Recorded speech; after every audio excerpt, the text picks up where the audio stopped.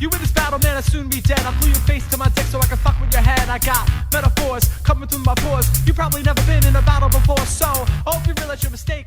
There ain't no party, got some candles, this will be a piece of cake. Folks, welcome to the Before Hours podcast, an internet radio phenomenon hosted by an occasional morning person. I ask the most interesting people I know about their sleep, routine, life, love, stress, and setbacks. If you want to talk to us, you could slide into my DMs on Instagram, Bobby Sheehan, LOL, or you could email us, the Before Hours podcast at gmail.com. Tell us about your morning routine or give us any other information you feel like I need to know. But for now, we have comedian, podcaster, Ari Shield. How are you doing, Ari? Pretty good. Pretty decently average. Yeah. So you got fucked by an ambulance average today. Decently. No, I'm not calling you average, sweetie. No, I would never do that. I'm saying you're doing average. Yeah. I have this. Okay, so I guess I should. I don't know if I've ever told this story before, but the reason I say decently average when someone asks how I'm doing is because I like to be a little quirky. I like to be weird. I like when someone is doing the formality of like, how are you? And I say something confusing. So the look of confusion on their face gives me pleasure. It might be a form of autism, but who knows? I mean, we're men in New York that do comedy. We're on the spectrum somehow. Yeah, we're fucked up. We're on some sort of spectrum. Can I curse on this podcast? I would prefer if you didn't, because we do have children listening. All right. That's screwy. You know, I actually, I think one time I did have a guest. I think it might have been the episode with Camille Roberts, and she's very nice. And I think we might have gone the whole time without cursing. But over an abundance of caution, I did mark the episode on YouTube and Spotify and Apple Music as being explicit, just in case. Because if you get flagged for being explicit when you said you weren't explicit, I mean, you're a podcast man, so you know how it goes. I mean, no one listens to my podcast, so I have no idea. We'll do the plugs at the end, and then maybe you'll get the Before Hours podcast bump. Oh, there's a bump, dude. Nice. Yeah, it's not quite as good as the Locker Room Talk bump, but it's still good. What's the Locker Room Talk? That's the podcast I was on before. That was much more popular. Oh, okay. Yeah. And check it out. It's not Locker Room Talk anymore. It's the Buff Boys with Matt Maron and Joe Gorman. I'm plugging another podcast. How great is that? That's great. I've never heard of it, so now I know about it. That's the greatest thing to do. If so, Ari, when did you? Because you're relatively new to stand-up, right? It depends how you count. You know, I would say like close to 2 years of like actual seriously doing it. But like, if I want people to respect me, I say 4 years because I started in 2019. Yeah, you always double, right? Yeah. You know, so for example, I'll always say 6 inches. You know, just to double a little bit. So, okay, interesting, because I feel like 2 years ago, even longer than that. Starting then, it was like Instagram was how is now how comedians interact with each other, but Facebook used to be big. And what I loved about Facebook is there would be Facebook arguments, like in the comment section, between open micers that, with all due respect, do not matter. And their opinions, which also do not matter. And I think my favorite thing ever would be like some comedian posts something like inflammatory. It doesn't even necessarily have to be like political. It could just be inside baseball stuff like, oh, like Cafe Joe's open mic sucks. You always get buried in the bucket or something like that. And someone will like comment like, hey, fuck you. And then my favorite response to something like that is to go, who are you? Yeah. I love that, dude. Yeah. Because like none of us are important, but it is very funny to be like, I have no idea who you are. Who is this peasant commenting on my Facebook status? Yeah. You know, just while you're just getting like fed grapes by a sex worker. That's what Kanye did to Ron DeSantis. Somebody was asking him about him. He's like, who? I don't know. And the way he was yelling, I don't know who that is. Like, obviously he knew who that was, but he was just trying to be like, you're not famous, you know? He's going to be president, huh? Now, are you voting for the after party? Kanye West is going to be the candidate. I'm not going to vote. You crazy? You don't vote? I don't want to do jury duty.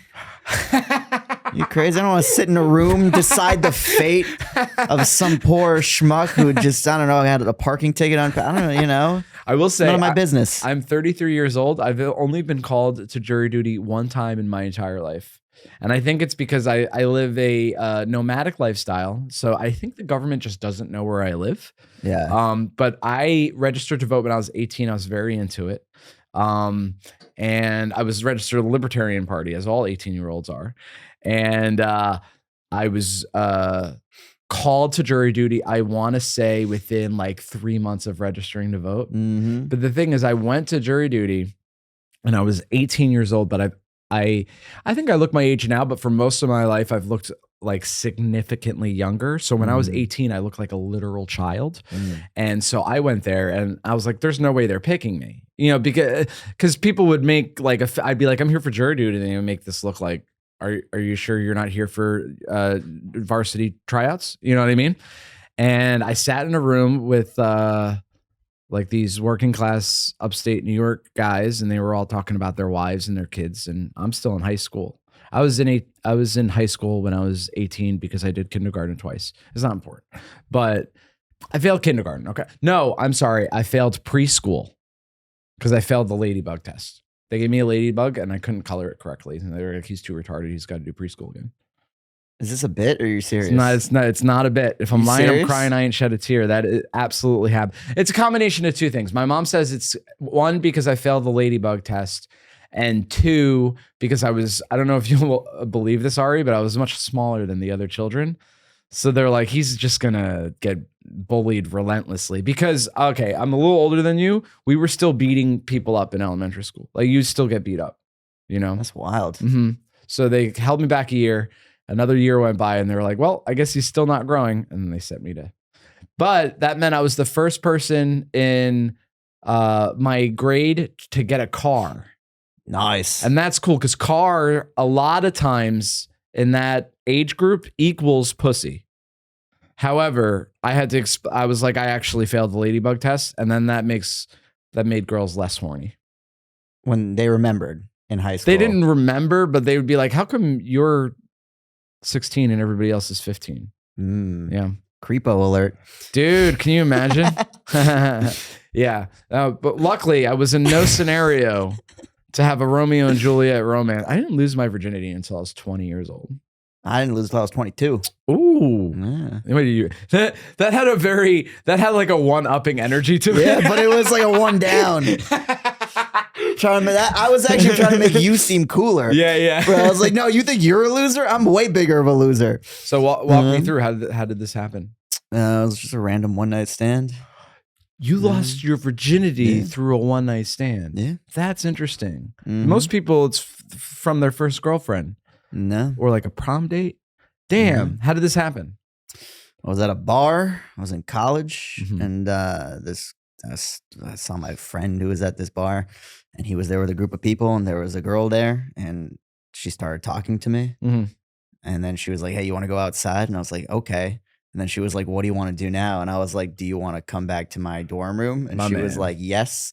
And then we went back to my dorm room and we took our clothes off and we had sex.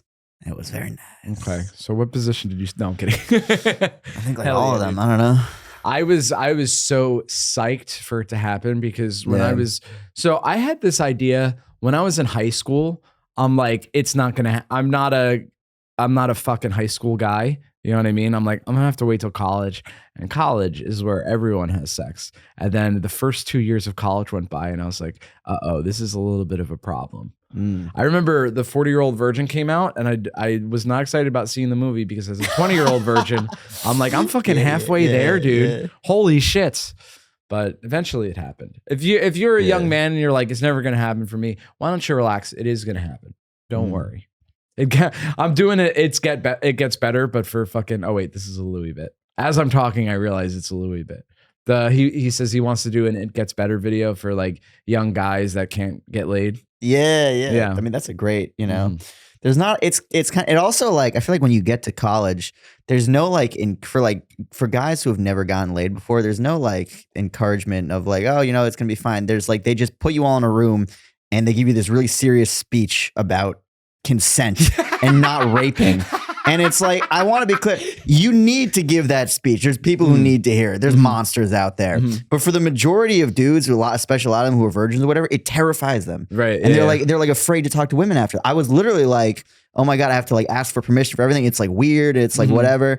And yeah, it like, I mean, they need to give that speech. But then I think they should have like another speech afterwards where they like, you know, you get to practice in a safe environment. Like, hey, this is how you should approach a girl, you know, like just like, hey, you know, I don't know. Maybe have some volunteers like, hey, come. Yeah, it's okay. You can squeeze my tits. Like, man, it's like, it's not like, it's not a scary thing. Like, girl, because they make it seem like these women are all terrified of you. They're terrified. They don't want you to touch them. They don't want you. And that's not true. They don't want you to force yourself on them, you know, but you feel like anything you do is putting them in a position where it's like, oh, I'm like, you know, it's, I don't know.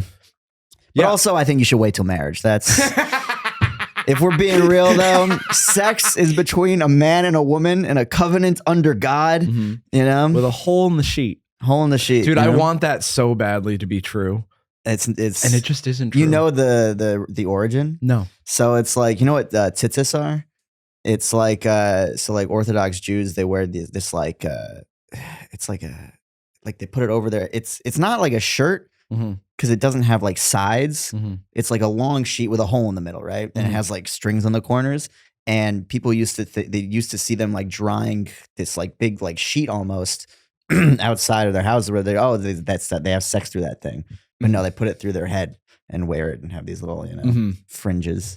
Damn. Well, if it's something they put their head through, then their neighbors must have thought highly of how big their penises must have been. Yeah. But that is big dick energy to wear, I'm sorry, a ridiculous outfit. That is,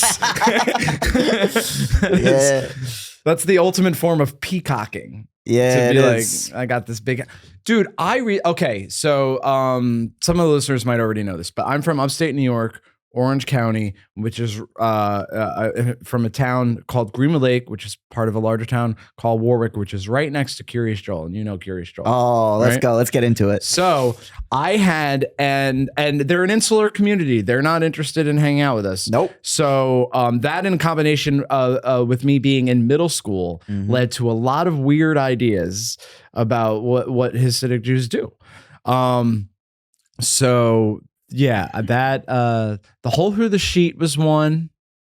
I don't know. I remember I went to a bar. Now I'm an adult, and I went to a bar near my house, and some Hasidic Jews from Curious Joel came into the bar, and they got beer, and they watched the football game. And for some reason, I thought that if you're that religious, that, you know, it dictates how you dress, what you do on certain days. I'm like, there's no way they drink alcohol, right? Because the people that are most excited about Christianity and the people that are most excited about Islam, they don't drink. You know what I mean? So I assume the same thing was true about Jews. No, it's the opposite. It's the opposite. I almost feel like the more religious you are as a Jew, the more you drink. Well, I've heard of what's the holiday with Haman? What is that? Purim. So again, you have to confirm some ideas that I have in my head as whether or not they're true or not. But is there a thing where you get so drunk that you black out during that holiday? 100%. Yeah. Okay. 100%. And I like that. Excuse me. It's just Ari, is it Jewish Halloween? Kinda, yeah. But it's like the opposite. Like Halloween, it's like you go out, you're like, hey, give me candy or I'll egg your house or whatever. Purim it's a much more elevated thing. We go around and we give people food and stuff, you know? That's why Jews are better people. Yeah. You know? That's the name of this episode. Exactly. And then, you know, people dress up. It's the closest comparison to Halloween. So yeah, I used to live near Curious Joel, but also I used to work in Rockland County, and Rockland County has a Hasidic community as well. And Rockland County also has a Haitian community, and there's some racial tension between them. And I remember one year, so we don't know anything about Purim. Like, and I think I learned about it like from living in New York and making friends with Jewish people. They told me about Purim eventually. You know, I after we became good friends, they were like, we could let you know about this. Yeah. Right? The secret one. And I remember though, for Purim, there was a decoration in front of a Jewish person's house. It was Haman hanging from the window via a noose. And here's the thing about their black neighbors. They don't necessarily know the story of Haman. So it was like on the news and there was like a confrontation. Yeah, isn't that crazy? That's so tone deaf. Yeah. That's So oh my God. okay, I have two theories about that. One is that a lot of Hasidic communities are very insular. Yeah. And a lot of them they don't go to public school, they go to their own private schools. They would never go to public school. So it's conceivable to me that they wouldn't know like what blackface is, for example, because that 100%. They have no idea. So I think it was like an unfortunate circumstance. I don't think it was done with maliciousness, but yeah, it is, by the way, though, it is sad, but it makes me laugh every time I think of it. Dude, even me, I've had blind spots. Like I was working in this this mixed race summer camp, and I was running. That was the name of the summer camp. Yeah, mixed race summer camp, and I was running a chess activity for the kids, and so I wanted to elevate it, make it a little more fun. So I said, "There's like a tournament, and the winner of the tournament gets to play against the master." And obviously the master is me, but I made it like I was going to be this character. So I went out like after all the kids were playing their final game, and I went to like a shed where they kept all the bed sheets. And I came out, I got a white bed sheet. I put it over my head and I came out, and I was walking through the camp wearing this fucking white bed sheet. And one of the counselors stopped me. She's like, "What are you doing?" And I was like, "What? I'm dressed as a wizard." And she was like, "That doesn't make it worse, Doesn't make it better." So, yeah, so I don't know, put on sunglasses or something. And it was good she caught me before I walked into the room. None of the kids saw it, That's like that scene in Scary Movie 3 with the 8 Mile parody, where the guy wins the rap battle and then he puts his hood up, but it's a white hood and it's shaped like a Klansman. Oh, damn, I didn't see that. And then he waves to the crowd like this. For those just listening, I did the Roman salute. It was originally the Roman salute. Did you know that? Dude, Hitler ruined so many things. Everything. Mustaches. The swastika? Yeah. Dude, it's crazy. You could be so evil that everything you do, even if it's from another culture, people are like, "We're retiring that." Yeah, except the only guy who could bring that mustache was Michael Jordan. Nobody talks about this enough, that Michael Jordan brought back the Hitler mustache. You could be so good at basketball. Yeah. You know what it is? Because he only did one thing. It wasn't like he did the Hitler mustache and started parting his hair that way. Yeah. Everything else about him was completely different than Hitler. He was like an in shape, bald black guy. Totally, was Hitler in shape? I don't know.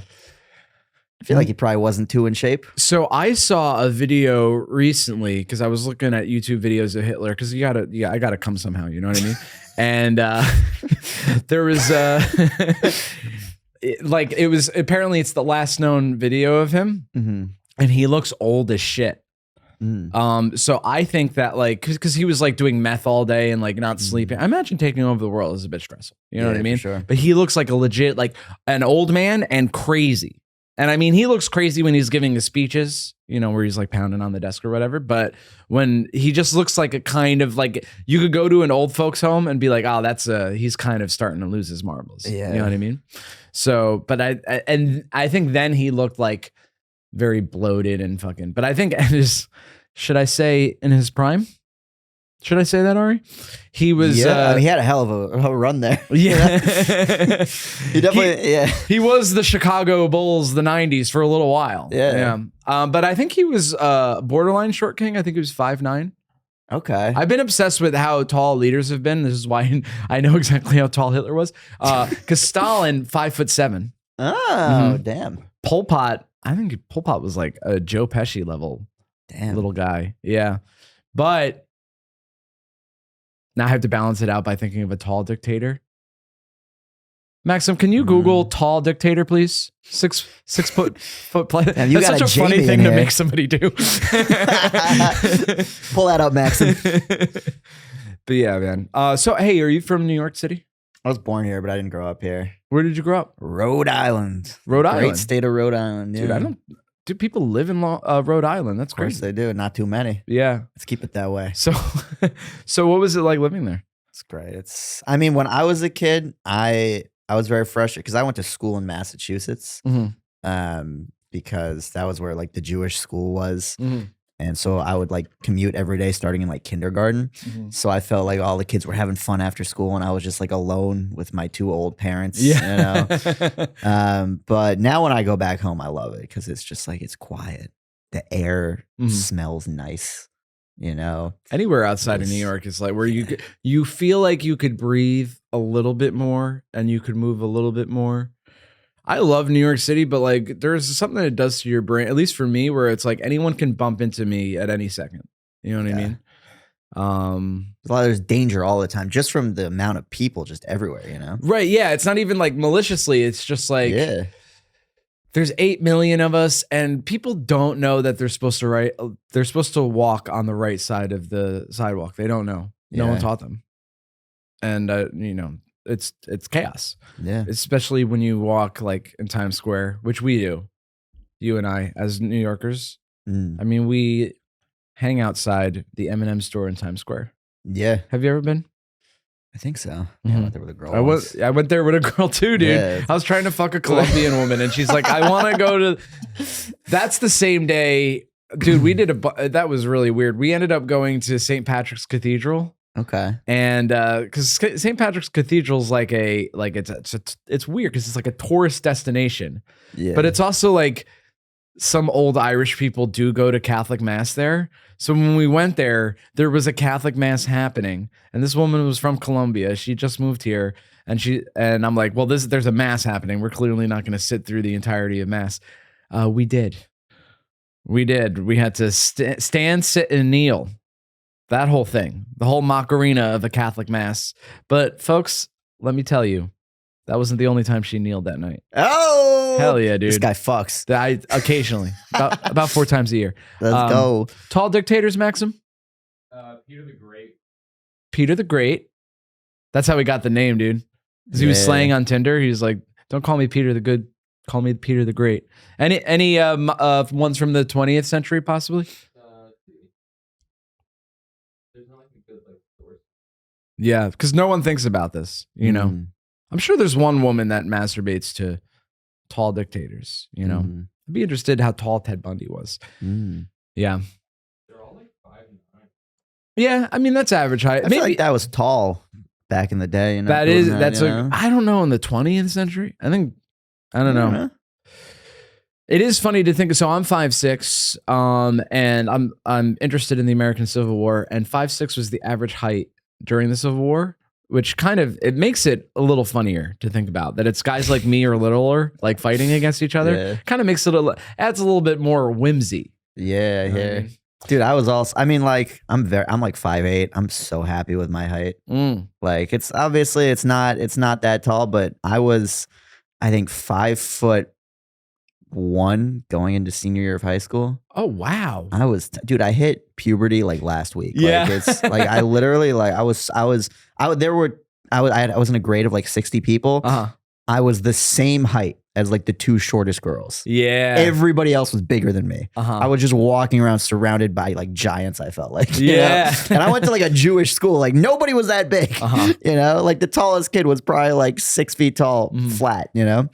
But yeah, I hit a growth spurt in like after high school. So you're like one of those guys that like you the analogy I'm thinking of is like someone that grew up poor and now they don't have a ton of money, but they're just so appreciative. You know, that's what being 5'1" for your formative years and then suddenly being 5'8" does. Exactly. Yeah. I'm just like, so it's, you know, there's, I'm taller. I'm tall enough. You're tall enough. You know, it's like, yeah. So you went to a Jewish school in Rhode Island. Yeah. No, in Massachusetts. I went to 2 schools I went to Sharon, then Brookline. Oh, okay. Massachusetts. Yeah. This is high school? All of it. All school. Oh, okay. So I went to like 13, 14, I don't know, a lot of years. Okay. So because I went to Catholic school from 7th to 12th grade, but which is kind of funny to me because like I grew up like kind of middle of the road, middle class. So my parents are like, we can't afford to send them to high school, to Catholic school, like all of 12 grades. Yeah. So we'll wait until it starts to get important. You know what I mean? Like, so 7th grade I started going to Catholic school because I guess they felt like, okay, he's not like anyone can teach him how to read, you know what I mean? But we have to like send him to a prestigious high school. But the fucked up thing about that, and they didn't know this, but the Tuxedo High School, which is the public school I would have gone to, is actually was better than the Catholic school that I ended up going to. Does not surprise me. Yeah, because there was an elite Catholic school that I did not get into, you know, and then we're like, well, we'll send him to the other one, but they just kind of wasted $7,000 a year. I think. Oh, that's not bad. I describe it as the working man's Catholic school. Yeah. It's funny because I feel like almost everyone that went to school was either of Irish or Italian descent. You know what I mean? And then, well, let's just say we needed a basketball and football team. So, yeah, but yeah, there wasn't. It was. I felt like it was either like we want to send our kids to Catholic school because we're very religious, and we're poor, or our kid is dumb. Okay. Yeah, I wasn't dumb. I was just kind of lazy. Yeah. What kind of student were you? I was not a great. I was like, I think. I mean, not to sound too egotistical, but I'm pretty sure I'm like a super genius. But I didn't. I would no work ethic. Did not give a fuck about anything. So I had like pretty like subpar grades. But I got like the highest SAT score in my grade. Not to brag, not to. Dude, brag away. Are you comfortable sharing with the audience what your SAT score? 2390. I could have gotten a perfect score, but I didn't because it was the last math question on one of the sections. I couldn't finish it in time, and I figured out the answer afterwards. But I was afraid the proctor would see me turning back the pages, so I didn't fill it in. -8/3 was the answer. That number's gonna haunt me for the rest of my life. 2390. Okay, so because we're both young enough where we had the third part. Because I think some people are listening and they're like, I thought SATs only went to 1600. Oh, okay. So 2390 as opposed to I guess it goes up to 2400. Yeah, that was the. So you're telling me you were 10 points away from a perfect score? Yeah, and to be fair, it was my third time taking it. But the first 2 times, I was in an environment where there was like loud noises going on. It was like not really ideal, and it was like hard to focus. And then the third time I took it, I like drove like an hour to a different spot, and it was quiet, and it was like much more like put together, and made me think like environment is like so huge. Like if you're like a kid in like a classroom that's like chaotic and everybody's going crazy, it's so much harder to do well, you know? Whereas if you're like, you know, it's calm and like everybody is like focused and it's like, you know, environment is huge. Damn, 20. That's my message for you folks. Yeah, guys, you know? Please. Well, are you someone that functions well? I guess so, right? You function well in like a quiet environment? Yeah, I mean, I grew up as an only child with very old parents. So I'm used to silence broken up by the occasional, well, frequent, my parents yelling at each other. But, you know, it's, you know, mostly just quiet and just like, you know, my dad would be in his office, my mom would be somewhere else, and I would just be alone in my room or something, you know. So no one bothering me. I'm also an only child. Oh, did we talk about this on my podcast? Dude, the thing about doing your podcast is that it was several weeks ago. So everything we talked about. Well, if it's even longer than that, everything we talked about is wiped from my memory. Yeah. I have the memory of a goldfish. I did not get a 2390 on my SAT. Let's just put it that way. Okay. I think I got. I also could be lying. You could be lying. I might be lying just to so you'll respect me or whatever. I don't remember. But that's also kind of sad for like a 27-year-old guy to be bragging about his SAT score. Hey, you know what's funny? I know I'm not much now, but when I was in high school, oh boy. I did get a 1600 on my SATs, which is very impressive if you don't know that there is a third part. Out of 24. 1600. So like a 10 something. Okay, gotcha. Yeah. But yeah, okay. So you're only child and you have old parents. Yeah, very old parents. How old are your parents? So you're 27. How old are your parents? My dad's 92 and my mom is, I think, we don't talk about women's ages. No, okay. Well, hopefully she's like, you know. She's much younger. Yeah. My dad's 92 and I'm 27 and my mom is 45. Yeah, exactly. She was a child bride. Yeah. Yeah. No, she's 68. Okay. Yeah. Oh, you do have old parents. Yeah, you're okay. That's crazy because even if you told me your grandfather was 92, I'd be like, that's old. You said 92, right? Yeah. Yeah. But your dad is 92. Yeah. So Listen, we've established you're smarter than me on the podcast. What's I'm definitely 92? not. Just a second here. I am not smarter than you. You do. I think you objectively, you are. No, you have this like brain for like history, and you love learning, and like I'm definitely better at taking the SATs than you. There's very few people, but that's such a dumb, useless skill. You know, you have like wisdom, you have knowledge, you like reading and learning. I tried to get you on a show. You're like, sorry, I have to go to a lecture. What comic in New York City turns down a spot on a show to go to a lecture about Abraham Lincoln? It was a great lecture. You know, that's like, no, you're like an intellectual, bro. Yeah. So what is 92 minus 27? That's 65.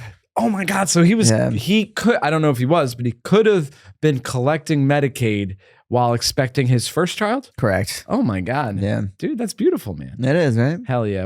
So you're definitely the person that has the oldest dad.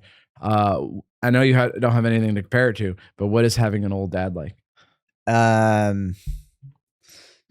mean, there's pros and cons, I would say. There's like, I think when you kind of see somebody at the end of their life, you really kind of get like what's important and what's not important. And also like he has a lot of like wisdom, you know, like he just kind of, he's been every time I call him, he tells me the exact same story. Like, I don't, and it's not, by the way, he's like pretty much there, but he's still, for whatever reason, has to tell me this exact same story every time. My dad, he was a photographer. And you know, he's like a commercial photographer, a lot of like, you know, business and getting gigs and stuff. And he told me the story about his friend told him, hey, take out my boss for dinner, you know, and you know, you get a gig or whatever. And then he took him out to dinner. They had a nice time, into food, a show, whatever. And then the next day, my dad's friend called him. He said, did you talk business? And he was like, no, we just had a fun time. He's like, you were supposed to pay him under the table to get the job. And my dad, he needs me to know this every week. He reminds me, pay people under the table. I'm like, I don't know if that's how, like, as far as I could tell, I mean, first of all, there doesn't seem to be much money going around in this world that I'm existing in yet or whatever. But like, it's really important that I know you gotta pay people under the table. That's so funny. You know, and I don't think a 40-year-old dad would have that message to their kid, you know? But there's also, you know, also drawbacks. Like he couldn't like really play sports with me or anything, you know, just like physically his body was not there anymore. Like my mom outsourced that job to my first grade teacher's husband. Ooh. He would come over. We would roughhouse in the living room. We would like play tackle football. You know, we'd play catch outside or whatever. But yeah, no, it's weird because like he got to a point in his life where he was like pretty sure he was not even ever going to get married, let alone have offspring. Oh, right. Okay. So like I am literally like this like miracle that should not have existed, you know? So like my parents love me way too much. Like way too much. It's like I can get away with anything. It's like it's a problem, you know? It's, I don't know. Yeah. The sentence "my parents love me way too much" is very funny. Yeah, it's yeah. They just look at me like, wow, I can't believe he's real, you know? Yeah. Well, that's beautiful, man. I guess. I don't know. But then it's like, then I have this like oversized sense of self. It's like, I feel like I'm so important, you know? Okay. Well, I mean, even for you to have that idea that you're like, sometimes I feel too self-important, probably means you're fine. It's one of those things. Well, I am a super genius. So you did refer to yourself as a super genius. But dude, if I got a 2390 on my SAT, I would bring it up in conversation constantly. Dude, I got a perfect score on the military whatchamacallit, like the test to get into the military. I forgot what it's called, the ASVAB. That's it. I took it this past weekend in Tulsa, Oklahoma. Are you joining the military? No, I was just bored. I was walking past the military recruitment office. This guy popped out of the Navy office and he was like, "Hey, you trying to enlist?" And I was like, "Yeah." I have 8 hours to kill, you know? That's hilarious. So I went inside. I was just hanging out with these guys. This guy was like, the main guy was like alpha dogging me. He was like, "How much money you make?" "I make so much more money than that." And he like showed me his fucking bank account. Okay. You that's some poor people shit, by the way. Yeah. Showing someone how much he money was not they poor have. though. Oh, okay. No, he was quite wealthy. Interesting. Yeah. Okay. Okay, so did he show you his savings and checking account? Yeah, he showed me the amount of money he had saved up. And yeah, it was a good amount. But then this guy came out from the back and he was like, I got an 88. And I was like, on what? He was like, on the test. I'm like, can I take it? And they were like, yeah, they handed me an iPad. And I took the test and I was talking shit. I'm like, yo, I'm going to get a 99. You guys have no idea. And they were like, no, you're not. No one's ever done that. And then I got a perfect score. Which is 100? 99 out of 99. That's for whatever reason. Oh, okay. Those dumb military. Yeah. Score a thing, you know? But now I've heard of other people getting it. It's like, actually, it wasn't that hard. But yeah, and then he actually, like, I was just sitting there because I was literally just killing time. He's like, yo, let me interview you for the thing. And I was like, okay. So he was asking me all these questions. And he asked me, there were two. I was disqualified from joining the Navy because I had an unpaid parking ticket and ADHD medications. I feel like the latter is more influential than the former. For sure. I feel like they could have handled the parking ticket. Yeah, especially with a 99 score. Yeah. No, the parking ticket I could have paid and whatever, but the ADHD meds, I would have to wait a year to join the military. You would have to stop taking them, I guess. Yeah. Okay. Because I was like, I took it last week, and they're like, all right, you got to wait 51 more weeks to come back and enlist. That's interesting to me. ADHD. I get SSRIs. Yeah. Even that, I'm like, if they're taking them, but I get it. But ADHD, I'm like, don't you want? Because the problem isn't that you have ADHD, it's that you're taking a certain type of medication. For sure, yeah. They're like, if you stop taking the medication and you're still able to do what we want you to do in the military. Yeah. I guess it's a catch-22. Maybe if you stop taking the medication, you wouldn't be getting 99s. I mean, I wasn't on it that day. Ooh.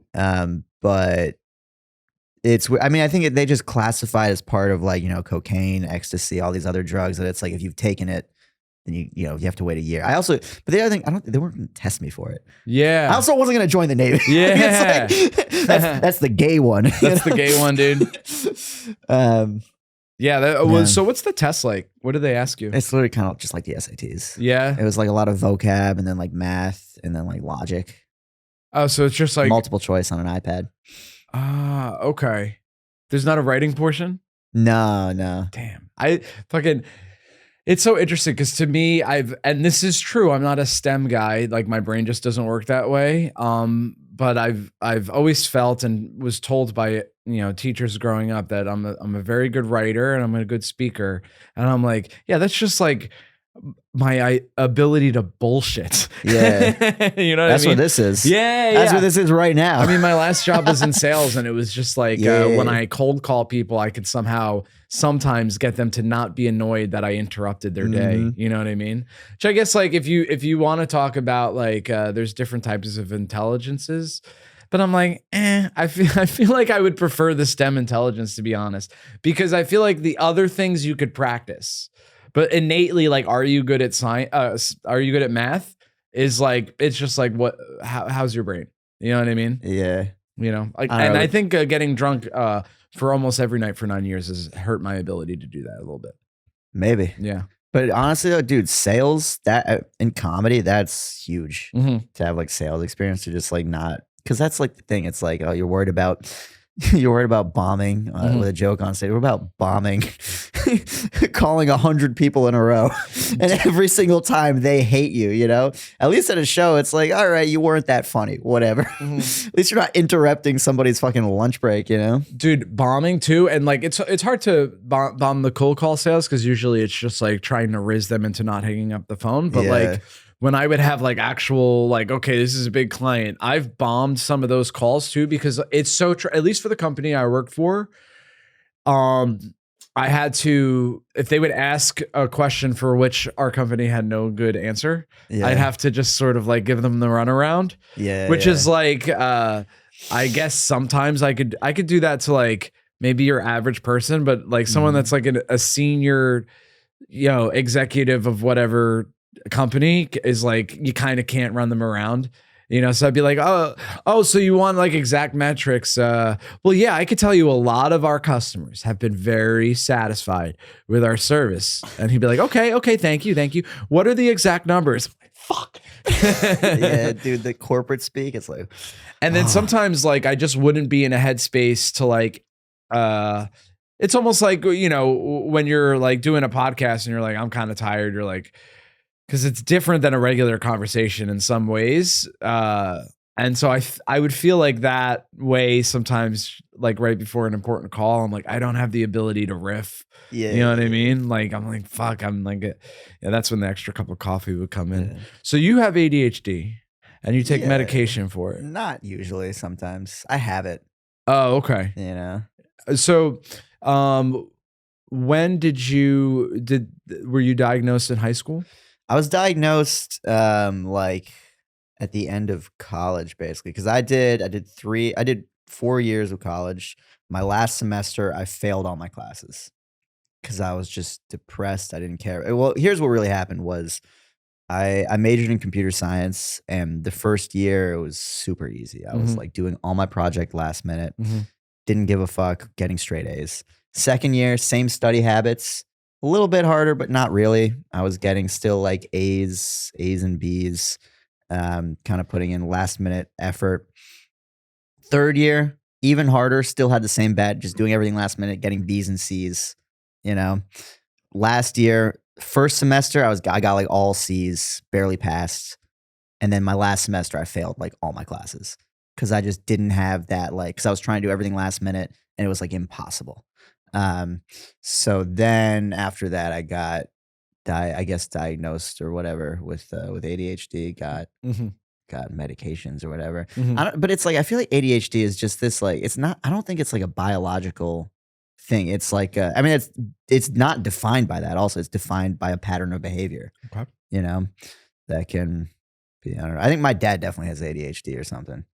He's like, so that's like, if you see his like office, it's like scattered everywhere, you know? Every conversation goes back to, you got to pay people under the table. You got to pay people under the table.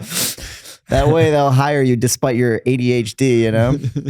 So it's interesting to me because I feel like ADHD culturally is something that like, it's almost used like colloquially the way that like OCD is used, where it's just like, people say it offhandedly to describe like a personality quirk, but it's not actually like, people be like, oh, I'm real OCD about like my papers being neat on my desk, and they're like, that's just being neat. That has nothing to do with OCD. I feel like ADHD is kind of similar, where if someone's like, oh, sometimes my attention waxes and wanes, they'll be like, oh, that's, you know, I'm very ADHD, and it's like, that's actually not what it is. Yeah, it's just, I mean, for me, it was just like I had difficulty focusing for long periods of time on difficult tasks that I did not care about at all.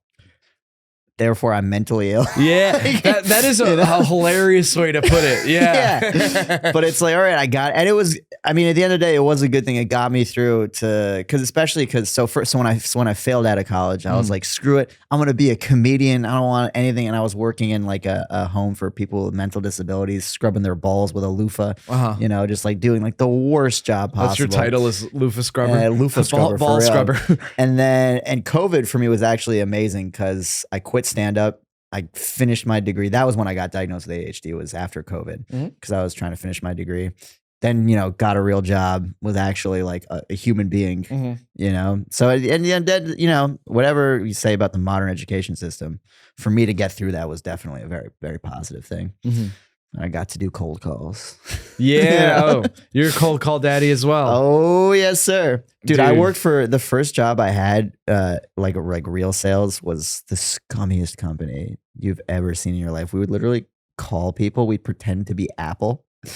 And we would like try to, we'd be calling doctors. We'd be trying to trick them into like thinking they've been selected for some sort of app that recommends people to go to your office or whatever. And really would be selling them like some optimization software. But the worst thing, you ever heard of spoof calling? No. Spoof calling is this thing where you can mask your phone number to look like another phone number. And we would do this. We would find out their cell phone number. We would pretend to be their office. And we'd call them. They'd think it was their secretary. And it's like, hey, this is Apple, you know? So they got so mad. And I think the company, they fired me for writing a negative Glassdoor review. And they gave me like a severance package or whatever. But then like a year later, they sent everybody like $800 or something. They got like sued or something. Oh. But I didn't get it because I got the severance package. I had to sign a thing. Was it more than $800? Yeah, but it wasn't that much more. Yeah.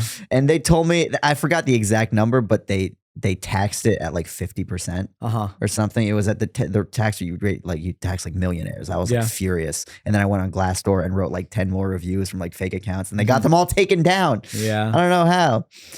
That the Glassdoor is also a scummy company. They for sure, I'm 100% sure that they're like, whatever. I don't want to be a conspiracy theorist on the Before Hours podcast. Go off, King. What's going on with Glassdoor? Dude, I'm telling you, Glassdoor conspires with these companies. I'm telling you. Huh. 100%. So how is it that a company can get a negative review? They don't pay them under the table. Oh. They got to listen to my dad. They got to pay them under the table, Dude, this spoof calling thing is like that is fascinating to me because I've worked for a lot of these, weird startup companies in New York that are shady enough to hire a part-time stand-up comedian at the time, because I'd be like, I just need money. And they're like, can you talk? And I'm like, yeah. And they're like, would you mind bothering You're like a people? very employable guy, though. No, you give yourself a little more credit than that. So, okay. This is not a face that says irresponsible. Here's my thing. I describe my ability to get a job the same way I describe my ability to date, because they're very similar. For both, it is very hard for me to get that first meeting. You know what I mean? It's hard for me to get a first date. It's hard for me to get a job interview. But if I'm in front of them, it's probably going to happen. And in that metaphor, sex and employment, respectively. Nice. Yeah. So yeah, it's kind of, if I'm put in a position to riz, as the kids say, kids, please tell me if I'm using that right. If Look that up, Maxim. Yeah. Maxim, can you look up riz, please? Excuse me. If I could riz my way into something, I could riz in my way to something. But for both, my stats hurt me. So I have a 3.5 from a state school. That's sort of like being 5'6" and having red hair. If those are, you know what I mean? So it's a little difficult for me to get my first meeting, but just get me my first meeting. This is the same thing with comedy, actually, because, I'm just another white guy, whatever. But I'm like, just watch me do stand up. I'm very good at it. If I may say so myself. I'm sure someone in the comments is going to disagree. Yeah. This guy dressed up as Abraham Lincoln for an hour. I thought I was going to see stand up. It was a history lecture. Yeah, dude. But yeah, man, life is good. I really can't complain. Hell yeah. There is something very interesting to me about having an old dad that gives you, I'm going to go ahead and say, outdated wisdom. Yeah, 100%. He has no idea how the world works today. No idea. How is he with technology? And I don't want this to be we're dunking on your dad. No, but we're I'm not. curious. No. I'll tell you. In the early 2000s, he was still working as a photographer, and he was like, "All right, either I'm gonna, step up and keep with the times, or I'm just gonna become obsolete."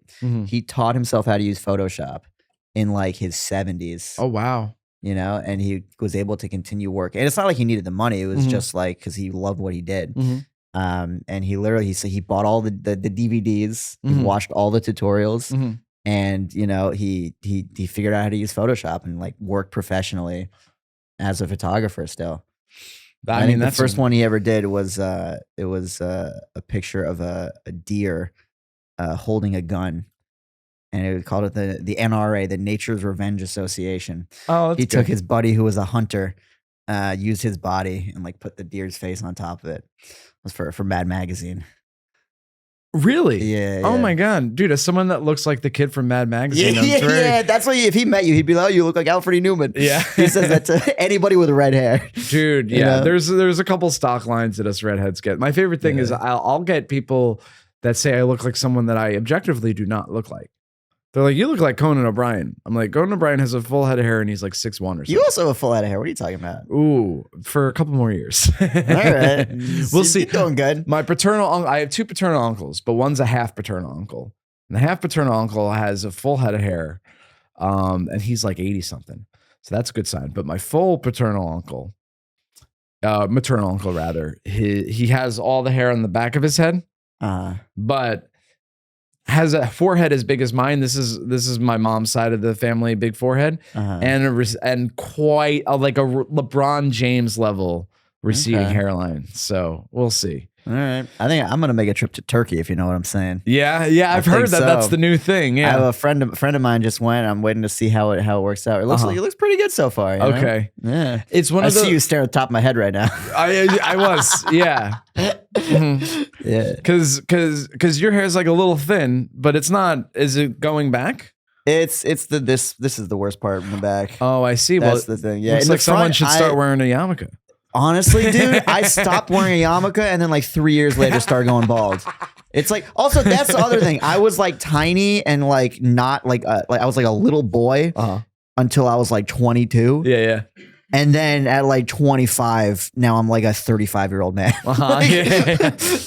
People went from thinking I was 18 to I'm like in my late 30s. Yeah. I have this similar thing because I've looked like younger than I've like very recently, and now I'm like, I never paid attention to skincare before, and I still really don't, but I wear sunscreen a lot. Like even if I think it might be sunny, I'll put it on. You know what I mean? Because I would hate to have this, oh, you look like a little boy for like most of my life, and then the very quick transition to being like, you got that rubbery skin, you know, that old man rubbery skin thing. Yeah. Because the thing you're told as like a young looking man is like, you know, because it's not, if you're a woman, it's great to look young. If you're a man, you could look too young. Yeah. You know what I mean? So, but the thing you're told when you're a young man in that position is that, well, when you're older, you'll look younger and you'll be in that sweet spot, you know. To be 45 and look 35 is very nice. Yeah, sure. So I'm wearing, too long didn't read, I'm wearing sunscreen every day. Even in the winter? Well, today was bizarrely sunny. No, so today it makes sense. Yeah. I think Today's unless it's beautiful. like raining, unless it's like overcast raining, I won't. But otherwise, because you don't lose anything besides, I guess, the money that you spend on sunscreen to just put it on just in case. You know what I mean? Yeah. And I am a hat guy too. Okay. I wear a hat, and I kind of, when it's super sunny but not super hot yet, I kind of look like Eminem does now when he goes out in public, where he has the hat and the hood over it. You know what I mean? And mostly that's because in case his Just for Men is like, he doesn't want the Giuliani situation where it's like leaking from either side of his head. What are you talking about? Oh, there was this thing with Giuliani where, because he dyes his hair black. And there was a picture or a film of like, I guess he didn't wait long enough for it to like dry or whatever. And it's like this black gunk is just like, dude, he's such the fall from grace.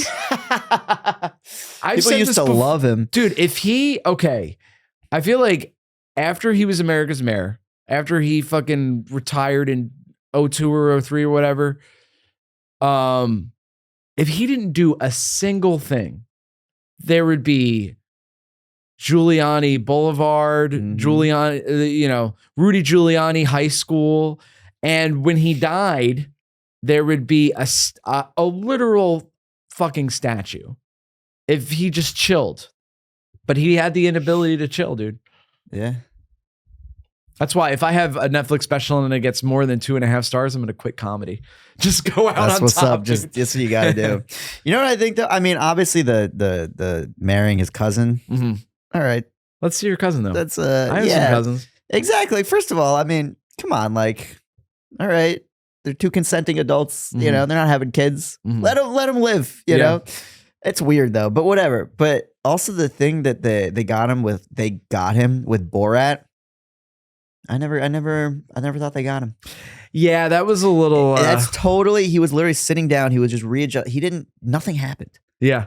You don't know. I think that was like I mean, I love Borat. I love Sacha Baron Cohen, but they didn't get him on anything. Like, it's a good headline to be like, oh, they got Rudy Giuliani trying to hook up with an underage girl who's actually like 25. Like, that's something, she's not underage. Like, but I guess like they presented her that way. But also nothing happened. Yeah. You know? It's like so plausible that he was literally just fixing his pants, you know? Yeah. You ever seen an old man sit down? Old men in general seem to have issues with their balls quite often. Yeah, when I go to the gym, the old joke is like when you're in the locker room at the gym, they're always like walking around naked. What I've also noticed at the gym is old mans are constantly readjusting themselves, which I very rarely, like sometimes my balls itch, and even then I'm like, well, let me make sure like no one's looking at me. And then even then I'll use like my fist. I won't do like the fucking getting in there thing. I don't give a fuck. I'll just, you know, You're an old man it's culturally. over the pants, you know? Yeah, I don't know. I'm not touching my dick, you know? There's 2 layers in between. I do make sure that, because there's a way, okay, like the equivalent of like a woman adjusting her breasts. Like anybody that sees a woman adjusting their breasts is either it's neutral or excitement. You know what I mean? No one's like, oh, do that away from, but there is something like almost like, I don't know. I don't want to scratch my balls while like a little old lady is within eye shot, you know? I guess, but you don't have to make eye contact with her and make it about her. You know, I think as long as you're just like, you know, looking at a neutral spot, you're just like, you know, no one's gonna, you know. But maybe you're right. Maybe people have been creeped out by me, you know, adjusting my balls my whole life. I think you're allowed one, but once you're, that's the thing too. If you scratch your balls and then like a second later your balls itch again, you're like, well, I've already. Especially because like when I'm on the train, I'm wearing my Carhartt, you know, jacket.